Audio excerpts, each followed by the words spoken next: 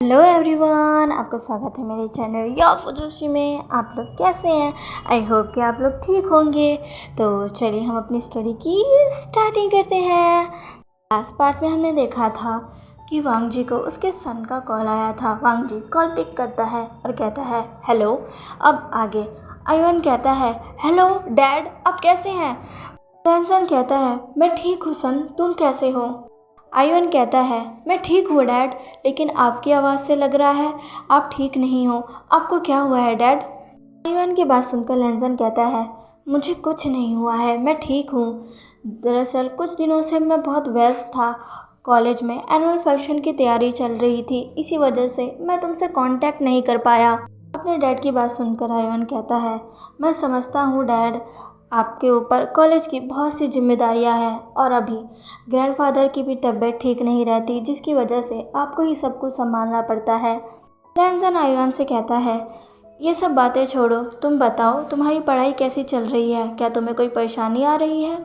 आयुन कहता है नहीं डैड, मेरी पढ़ाई बहुत अच्छी चल रही है और कुछ दिनों बाद मैं इंटर्नशिप की भी तैयारी शुरू कर दूंगा। आपको तो पता ही है मेडिकल लाइन में क्या होता है, जिसके कारण मुझे आपसे बात करने का भी समय नहीं मिलता। आयुन की बात सुनकर लैंसन आयुन से पूछता है क्या तुमने डिनर कर लिया? आयुन कहता है नहीं डैड, मैंने अभी डिनर नहीं किया है, मैं अभी अपने कुछ दोस्तों के साथ डिनर करने जा रहा हूँ। लैंसन कहता है मैंने तुम्हें कितनी बार कहा है आयुन, बाहर का खाना अच्छा नहीं है, तुम्हें घर का हेल्दी खाना बनाकर ही खाना चाहिए। लैंसन की बात सुनकर आयुन कहता है डैड, मुझे घर का खाना बिल्कुल पसंद नहीं है। जो खाना आप बनाते हो अगर मैं उन्हें बनाता हूँ तो बिल्कुल अच्छा नहीं बनता, इसीलिए मुझे बाहर जाकर खाना पड़ता है। और वैसे भी मैं हर समय पढ़ाई करता रहता हूँ, इसीलिए मेरे पास खाना बनाने का समय नहीं है। आयुन की बात सुनकर लैंसन कहता है हाँ ठीक है, अब जाओ अपना खाना खाओ और अपना ख्याल रखना। लैंसन की बात सुनकर आयुन कहता है ठीक है dad, bye dad, I love you. Lanson कहता है I love you too son. और फिर वो कॉल कट कर देता है और फिर वो अपने फ़ोन की तरफ देखता है। तभी उसके दरवाजे पर किसी की दस्तक होती है। लैंसन जाकर दरवाजे को खोलता है तो देखता है सामने उसके बड़े भाई लैंसी चैन खड़े हैं। लैंसी चैन वांग जी को देखते हैं और कहते हैं वांग जी, अंकल कब से तुम्हारा वेट कर रहे हैं, उन्होंने अभी तक डिनर नहीं किया है, जल्दी से नीचे आ जाओ, हम सब तुम्हारा इंतज़ार कर रहे हैं। लैंसन अपना सिर हाँ में हिलाता है और अपने भाई के साथ डिनर के लिए चला जाता है। वह अपने भाई के साथ डाइनिंग टेबल के पास आकर उस पर बैठता है। उसके अंकल की नज़र लैंसन पर जाती है और वो वांग जी की आंखों को देखते हैं, जो कि रोने की वजह से बुरी तरीके से लाल हो चुकी थी। लैन कुरैन वांग जी से कहते हैं वांग जी, तुम्हारी आंखों को क्या हुआ, वो दोनों इतनी लाल क्यों हैं? यह सुनकर लैंसन जल्दी से अपनी आंखों को छुपाता है और फिर अपने अंकल से कहता है यह कुछ नहीं है अंकल, नहाते वक्त साबुन का पानी मेरी आंखों में चला गया था, जिसकी वजह से बहुत जलन हो रही थी और मैंने अपनी आंखों को बहुत ज़्यादा ही रगड़ लिया। लैंसन की बात सुनने के बाद सब अपना डिनर करने लगते हैं, पर लैंसन के अंकल लैंसन को ही देख रहे थे और मन में सोच रहे थे मुझे पता है कि तुम रो रहे थे और तुमने मुझसे झूठ कहा कि तुम्हारी आंखों में साबुन का पानी चला गया है। मैं इतने सालों से तुम्हारे साथ अच्छे से रहा हूँ, मुझे सब पता है कि तुम कब सच बोलते हो और कब झूठ। इधर दूसरी तरफ लिली और विंग कॉलेज ख़त्म होने के बाद अपने अपने घर जा रहे थे। रास्ते में लिली विंग से कहती है आज मुझे उम्मीद नहीं थी कि प्रिंसिपल लैंसन इतना अच्छा काम करेंगे। आज उन्होंने तुम्हें बचा लिया, वरना आज तो तुम्हें एस्टिकेट होने से कोई भी नहीं बचा सकता था। इधर विंग तो अपने ही ख्यालों में खोया हुआ था, वो लिली की बात ही नहीं सुन रहा था जब तक लिली ने उसका हाथ नहीं पकड़ लिया। लिली विंग का हाथ पकड़ती है और कहती है तुम कहाँ खोए हुए हो, कब से मैं ही बोली जा रही हूँ, तुम कुछ बोल क्यों नहीं रहे? लिली के ऐसा करने से विंग तुरंत ही अपने ख्यालों से बाहर आ जाता है और लिली को देखते हुए कहता है हाँ कि क्या तुमने मुझसे कुछ कहा? विंग की बात सुनकर लिली कहती है हाँ, मैंने कहा कि प्रिंसिपल लैंसन ने आज तुम्हारी बहुत मदद की है, तुम्हें उनको धन्यवाद कहना चाहिए था। लिली की बात सुनकर विंग कहता है हाँ, कल जब मैं प्रिंसिपल लैंसन से मिलूँगा तब मैं उन्हें थैंक यू बोल दूँगा। तुम्हें बस थैंक यू बोलना है, तुम्हें उनको कुछ तोहफा भी देना चाहिए। जॉनसन ने तुम्हें निकालने की पूरी योजना बना ली थी, पर प्रिंसिपल लैंजन ने तुम्हें कॉलेज से निकलने जाने से बचा लिया, वरना तुम्हें तो कॉलेज से बाहर ही निकाल दिया जाता। भगवान का लाख लाख शुक्र है कि तुमने मेरी बात मान ली और घर चले गए, वरना अगर तुम उस दिन प्रिंसिपल लैंजन के ऑफिस में होते और प्रिंसिपल लैंजन ने तुम्हें देख लिया होता तो पता नहीं क्या होता। विंग शौक से लिली की तरफ देखता है, पर वो लिली को कुछ भी नहीं कहता। क्या तुमने सोच लिया है कि प्रिंसिपल लैंजन को क्या गिफ्ट देंगे? लिली ने विंग से कहा। लिली की बात सुनकर विंग कहता है, मैं अभी उन्हें कोई तोहफा नहीं दे सकता, मेरे पास बिल्कुल पैसे नहीं हैं। अगले महीने जब मेरी सैलरी आएगी तब मैं उन्हें कोई तोहफा दे दूंगा। ऐसा कहकर विंग वहाँ से चला जाता है। लिली विंग को जाते हुए देखती है और मन में सोचती है, पता नहीं क्यों पर ऐसा लग रहा है तुम मुझसे कुछ छुपा रहे हो। उस दिन के बाद से विंग और लैंजन दोनों ही अपनी लाइफ को नॉर्मल तरीके से जीने की पूरी कोशिश कर रहे थे, पर उन्हें समझ नहीं आ रहा था कि वो कैसे जिए। लैंजन हमेशा ही विंग से दूरी बनाए रखता था, पर उसे हमेशा ही दूर से देखा करता था। उसे समझ में नहीं आता कि वो ऐसा क्यों कर रहा है। लैंजन जब भी लिली को विंग के पास देखता तो उसे बहुत गुस्सा आता था। उसका मन करता था कि वो तुरंत ही जाकर दोनों को एक दूसरे से अलग कर दे, लेकिन वह ऐसा कुछ भी नहीं करता था और अपने आप को कंट्रोल करता था। इन दिनों विंग भी बहुत शांत सा हो गया था। वो किसी से भी बात नहीं किया करता था। जब लिली उससे कुछ बात किया करती तो विंग हमेशा ही कहीं खोया सा रहता था। जब भी लिली विंग से पूछती कि आखिर उसे आजकल क्या हो गया है, तो विंग हमेशा ही लिली से ये कहता कि वो आने वाले एग्ज़ाम के कारण परेशान है, जिसके कारण लिली उसे कुछ भी नहीं कहती थी। लिली ने एक और बात नोटिस की कि विंग की तबीयत लगातार बिगड़ने लगी है। विंग पहले से भी ज़्यादा कमज़ोर हो गया है। उसे मैडम यू पर बहुत गुस्सा आता था, क्योंकि उसे पता था कि मैडम यू विंग को चैन से जीने नहीं दे रही है। लैंजन ने भी नोटिस किया कि विंग की तबीयत आजकल बहुत ख़राब रहने लगी है और उसे आजकल बहुत उल्टियाँ भी हो रही है। लैंजन विंग के पास जाकर पूछना चाहता था कि उसकी तबीयत इतनी ख़राब क्यों है और वो डॉक्टर को क्यों नहीं दिखा रहा, पर उसने कुछ भी नहीं कहा और दूर से लिली और विंग को देखता रहा।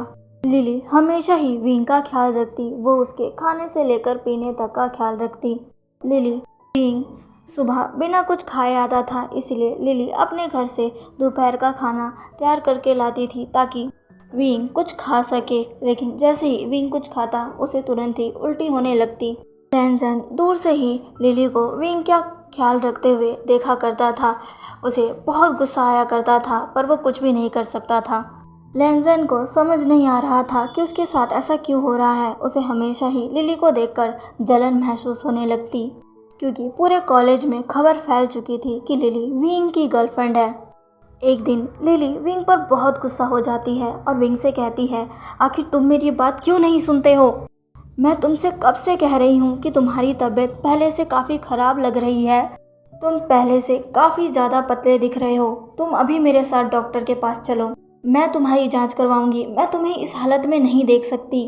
विंग लिली से कहता है, लिली मैं बिल्कुल ठीक हूँ, अभी एग्ज़ाम की टेंशन है, इस वजह से मैं कुछ खा पी नहीं रहा हूँ और टेंशन के कारण मुझे उल्टी हो रही है। और तुम तो जानते ही हो मैडम यू मुझे हमेशा ही कुछ ना कुछ काम देती रहती है। अगर मैं घर पर रहूँगा तो मुझे कुछ ना कुछ काम करते रहना होगा। एक बार एग्ज़ाम ख़त्म हो जाए फिर तुम देखना मैं पहले जैसा हो जाऊँगा। विंग की बात सुनकर लिली विंग से कुछ भी नहीं कहती है। वो सीधा ही विंग को गले से लगा लेती है और विंग से कहती है, तुम मेरे एकमात्र दोस्त हो और मेरे भाई भी हो। मैंने तुम्हें अपना भाई माना है। अगर तुम्हें कोई परेशानी होती है तो मुझे भी दुख होता है। लैंजन हमेशा ही अपने ऑफिस की खिड़की से विंग को देखा करता था, क्योंकि उसके ऑफिस की खिड़की से पूरा कॉलेज दिखाई देता था। जब लैंजन अपनी खिड़की से विंग को देखता है और लिली को उसको गले लगाए हुए देखता है तो उसे बहुत गुस्सा आता है और वो गुस्से में अपने हाथ की मुट्ठियों को कस लेता है। लैंजन अभी अपनी फीलिंग्स को समझ नहीं पा रहा था। उसे समझ नहीं आ रहा था कि वो विंग की तरफ आकर्षित क्यों हो रहा है। इस तरह एग्ज़ाम का दिन भी आ चुका था। एग्ज़ाम के दिन जॉनथन भी कॉलेज वापस आ चुका था क्योंकि उसे भी अपना एग्ज़ाम देना था। जॉनथन जब विंग को देखता है तो विंग को देखकर आग बबूला हो जाता है। उसे विंग को देखकर बहुत गुस्सा आता है। लैंजर ने पूरे एग्ज़ाम हॉल में सीसीटीवी कैमरा लगवाए हुए थे ताकि वो पूरे एग्ज़ाम हॉल में नज़र रख सके, हर चीज़ पर उसकी नज़र हो। लेकिन दरअसल असली बात तो यह थी कि लैंजर ने सीसीटीवी कैमरा सिर्फ विंग की वजह से लगवाया था, क्योंकि उसे पता था कि विंग की तबीयत ठीक नहीं है और उसकी तबीयत कभी भी बिगड़ सकती है। इसी वजह से विंग पर नज़र रखने के लिए उसने सीसीटीवी कैमरा लगवाया था। लेकिन किसी भी स्टूडेंट को ये बात नहीं पता थी कि उनके एग्ज़ाम रूम में लैंजर ने सीसीटीवी कैमरा लगवा रखा है। वो इस बात से बेखबर थे। सभी स्टूडेंट एग्ज़ाम देने के लिए एग्ज़ाम रूम में आ चुके थे। विंग भी एग्ज़ाम देने के लिए एग्ज़ाम रूम में आता है। विंग को देखकर जॉनथन गुस्से से भड़क जाता है और वो अपने दोस्तों से कहता है कि इसे तो आज मैं कॉलेज से बैन करवा कर रहूँगा। इसने मेरे खिलाफ़ प्रिंसिपल लैंजर के कान भरे हैं और मैं इसे बताऊँगा कि मैं क्या चीज़ हूँ। सभी स्टूडेंट अपना एग्ज़ाम दे रहे थे। विंग भी अपना एग्ज़ाम देने की कोशिश कर रहा था क्योंकि अभी उसकी हालत ठीक नहीं थी, फिर भी वो अपना एग्ज़ाम दे रहा था। जॉनथन ने विंग की टेबल के नीचे एक चीटिंग पेपर फेंक दिया।